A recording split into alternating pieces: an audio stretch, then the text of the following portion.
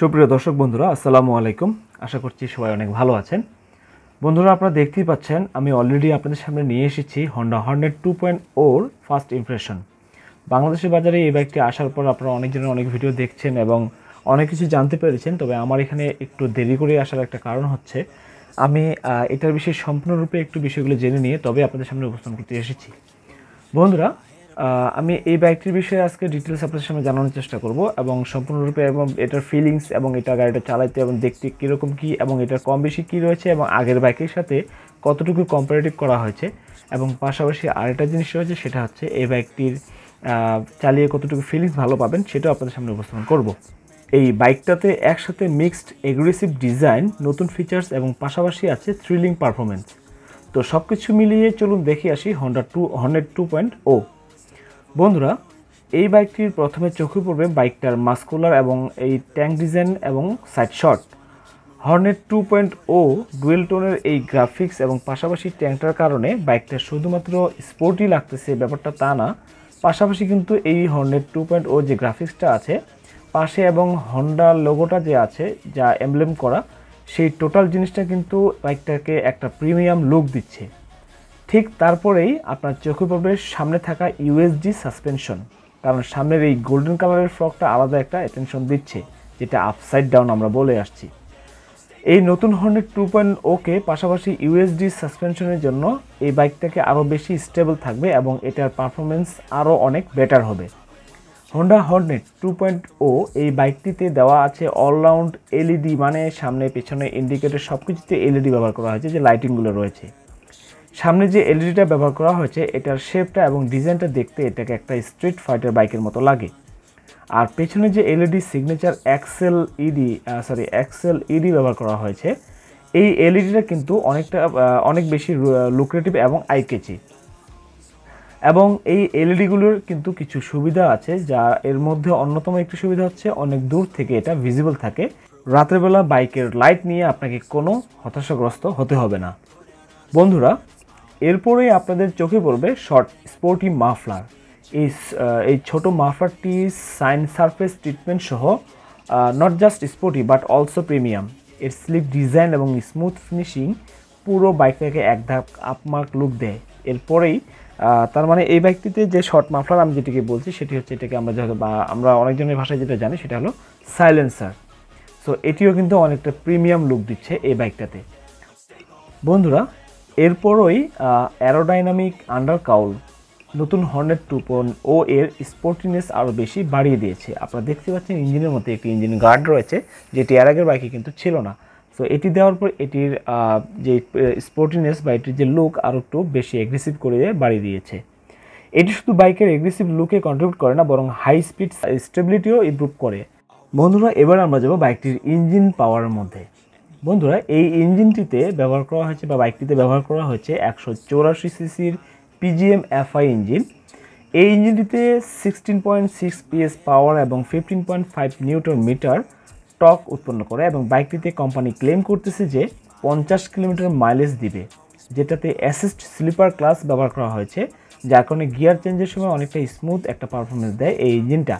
এবং পাশাপাশি যখন আপনি ইঞ্জিন গিয়ার ডাউন শিফট করবেন তখন কিন্তু চাকা লক হয়ে যাওয়ার সম্ভাবনা থাকে না। আর এই কারণে হাই স্পিডিং রাইডিংয়ের ক্ষেত্রেও এই বাইকটি অনেক ভালো পারফর্ম করবে। বন্ধুরা, আমি এখানে একটা জিনিস আপনাদের একটু বলতে চাই। অনেকজনই হয়তো বা অ্যাসিস্ট স্লিপার ক্লাস বলতে অনেক কিছু বুঝেন না। স্লিপার ক্লাস বলতে যেটাকে বোঝানো হচ্ছে, বাইক যখন একটু হাই স্পিডে থাকবে, ধরুন 40, 50, 60 স্পিডে থাকছে, ওই অবস্থায় আপনি যদি কখনো গিয়ার কমানোর চেষ্টা করেন ক্লাস ছাড়া বা যেভাবে হোক, তো আপনারা দেখবেন যে অনেক সময় পিছনের চাকা লক হয়ে যেতে পারে ইঞ্জিনের কারণে বা সেই ক্লাসটা ছাড়া দেওয়ার কারণে। হাই স্পিডে থাকার কারণে অবশ্যই আপনার যদি 40 স্পিড চলে যায় অবশ্যই 3-4 গিয়ারে থাকতে হয়। তো সেই ক্ষেত্রে যদি আপনি 2 গিয়ারে নেন তাহলে অবশ্যই পিছনের চাকা লক হয়ে যেতে পারে। বাট স্লিপার ক্লাচের কারণে যেটা কাজ করবে সেটা আপনার ওই অবস্থাতে হাই স্পিডে থাকার পরও গিয়ার যদি কমিয়ে আনেন বা গিয়ার ডাউন শিফট যেটাকে বলা হচ্ছে, শিফট ডাউন করেন বা গিয়ার ডাউন শিফট করা হয়, সেটা করার কারণে আপনার এটি লক হবে না, স্মুথভাবে সেটিকে কন্ট্রোল করে নিতে পারবে। এটাই হচ্ছে স্লিপার ক্লাসের কাজ। বন্ধুরা, সো আমরা এই মুহূর্তে স্লিপার ক্লাচের বিষয়টা বুঝলাম এবং এই বাইকটিতে ব্যবহার করা হচ্ছে সেই স্লিপার ক্লাচ। বন্ধুরা, এরপরে যাই, এই মাস্কুলার নতুন বাইকের আরেকটি বেনিফিট হচ্ছে এটা টায়ার। হ্যাঁ বন্ধুরা, এটার পেছনে ব্যবহার করা হয়েছে 140 mm এবং সামনে ব্যবহার করা হয়েছে 110 এর টায়ার। আর এই ওয়াইডার টায়ারের কারণে এটার স্টেবিলিটি এবং এটার রাইডিং পারফরমেন্স কিন্তু অনেকটা বেটার আসে। যে কোনো পরিস্থিতিতে সিটি কিংবা হাইওয়েতে স্কিডিং করার সম্ভাবনা অনেক কম থাকে। বাইকটিতে সিঙ্গেল চ্যানেল এবিএস ব্যবহার করা হয়েছে, যেটার সাথে প্যাডেল ডিস্ক দেওয়া আছে, যেটা আসলে হিট ডিসিপেট করে। আর এই কারণে কিন্তু বাইকের ব্রেকিং সিস্টেম আরও অনেক বেশি স্টেবল এবং মজবুত হয়। আর এবিএস থাকার কারণে ভেজা রাস্তায় বাইকটি কিন্তু স্লিপ করবে না। হন্ডা হর্নেট 2.0 এই নতুন বাইকের নতুন ডিজাইনে এখনও 2টা পয়েন্ট দেখানো বাকি আছে। একটা হচ্ছে এটার স্প্লিট সিট এবং অন্যটা হচ্ছে এটা ট্যাঙ্কের মধ্যে চাবির ডিজাইন। এই দুইটা পোর্শন কিন্তু এই বাইকটাকে আরও বেশি স্পোর্টি লুক দিয়েছে। এইখানে ফুল ডিজিটাল মিটার কনসোল দেওয়া হয়েছে, যেখানে speed gear position, battery voltage এবং সার্ভিস ভিউ রিমাইন্ডার সহ একাধিক ফিচার রয়েছে। তবে আমার কাছে যেটা মনে হয়েছে ওবিডি যে ফিচারটা রয়েছে মিটারের মধ্যে, এই ফিচারটা সবচেয়ে বেশি ইম্পর্টেন্ট। কারণ আপনার বাইকে যখন সার্ভিসিং দরকার তখন কিন্তু মিটার থেকে আপনি সিগন্যাল পাবেন। এই বাইকটার মিটার কনসোলটা কিন্তু আপনাকে বেশি উজ্জ্বল দিবে। রাতের কথা বলে নয়, দিনের বেলাতেও কিন্তু এটা যথেষ্ট ব্রাইটনেস থাকে এবং ম্যানুয়ালি 5 লেভেল বা 5 লেভেলের অ্যাডজাস্ট করা যায় এই ব্রাইটনেসটা।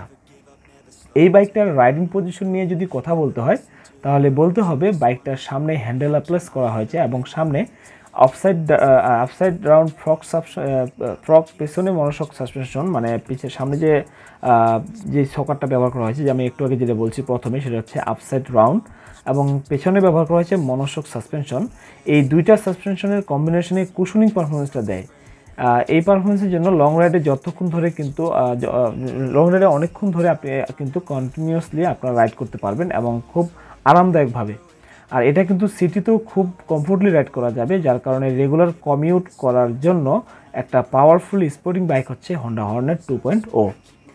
বাইকের ফার্স্ট গিয়ার, সেকেন্ড গিয়ারটা অনেক স্ট্রং একটা পুল দেয়, যে পুলটার কারণে এই বাইকটাকে অনেকটা লাইট ওয়েটেড মনে হয়েছে আমার কাছে। আর এই পুলটার কারণে কিন্তু টোল রেসপন্স আপনার প্রথম দিকেই খুব ভালোভাবে একটা আউটপুট দেবে।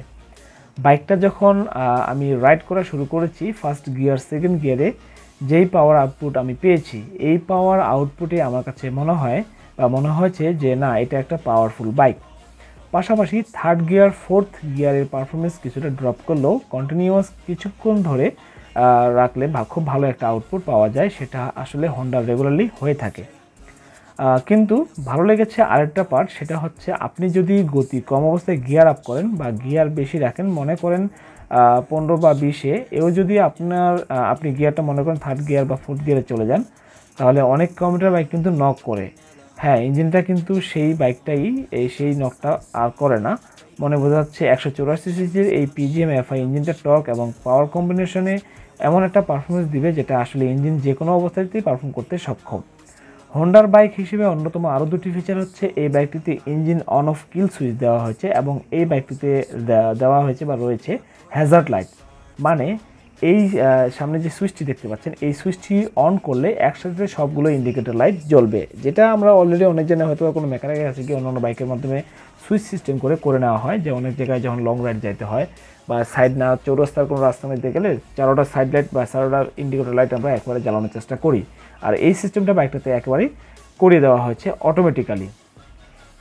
সো বন্ধুরা, এই বাইকটিতে অনবোর্ড ডায়াগনস্টিক বা ওবিডি সিস্টেম দেওয়া আছে, যেটা বাইকের ইমোশন পারফরমেন্স প্রভাব ফেলতে পারে এবং কম্পোনেন্টস মনিটর করে যদি কোনো সমস্যা বা মেল ফাংশনে ডিটেক্টেড হয় তাহলে ওবিডি সিস্টেমে বাইকের ইনস্ট্রুমেন্টাল প্যানেলে, মানে ইনস্ট্রুমেন্টাল কনসোল মিটার, এটার কিন্তু একটা ওয়ার্নিং লাইট জ্বালিয়ে দেয়, যেটা রাইডার বুঝতে পারে যে তার দ্রুত সমস্যার সমাধান করতে হবে।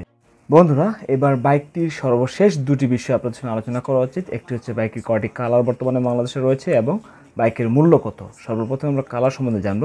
বাইকটি বাংলাদেশের বাজারে বর্তমানে 4টি কালারে উপস্থাপন করা হয়েছে।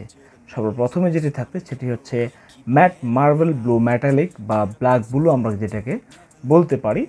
আর এরপরে হচ্ছে ম্যাট এক্সিক্স গ্রে ম্যাটালিক বা কালো রঙের, ম্যাট না, কালো বলা যায় না, এটা ম্যাট কালারের বলি আমরা। সো কালো রঙের আরেকটা আছে, তবে আমরা এরপরে যাবো হচ্ছে ম্যাট সাংগ্রেই রেড ম্যাটালিক। বন্ধুরা, এটি একটি হচ্ছে ব্ল্যাক রেড বলতে পারি বা ম্যাট রেড বলতে পারি।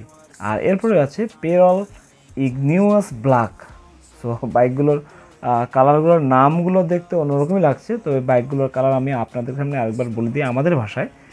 যেটি আপনাকে এই মুহূর্তে দেখাচ্ছে এটি হচ্ছে ব্ল্যাক রেড আমি বলতে পারি। এরপরে যেটি হচ্ছে লাল এবং ম্যাট কালারের যেটি রয়েছে তাহলে রেড এবং ম্যাট বলতে পারি।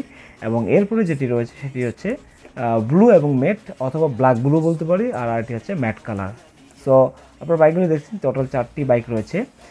এই মুহূর্তে বাংলাদেশের বাজারে এটির মূল্য যেটি রয়েছে সেটি হচ্ছে 2,89,000 টাকা, যেটি আপনারা অলরেডি সবাই হয়তো খুব ভালোভাবে জানতে পারছেন বা জেনেছেন। বন্ধুরা, ভিডিওটির অবশেষে লাস্ট পর্যায়ে চলে এসেছি। তো বাজারে থাকা সবথেকে জনপ্রিয় বাইকগুলোর সম্বন্ধে বিস্তারিত জানতে আমাদের চ্যানেলটিকে সাবস্ক্রাইব করে বেল আইকনটি প্রেস করে রাখুন এবং ভিডিওতে একটি লাইক দিয়ে রাখুন এবং পাশে থাকুন। সো আজকের মতো এখানে শেষ করছি। ভিডিওটি সম্পর্কে আপনার মতামত কমেন্ট সেকশনে কমেন্ট করে জানাবেন। আর ভিডিওটি যদি একটুও ভালো লেগে থাকে দয়া করে লাইক দেবেন। আর আমার চ্যানেলে যদি নতুন হয়ে থাকেন তাহলে সাবস্ক্রাইব করে সবার আগে নোটিফিকেশন পেতে পাশে থাকা ঘন্টাটি বাজিয়ে দিবেন। সো বন্ধুরা, সবাই ভালো থাকবেন, সুস্থ থাকবেন। আসসালামু আলাইকুম।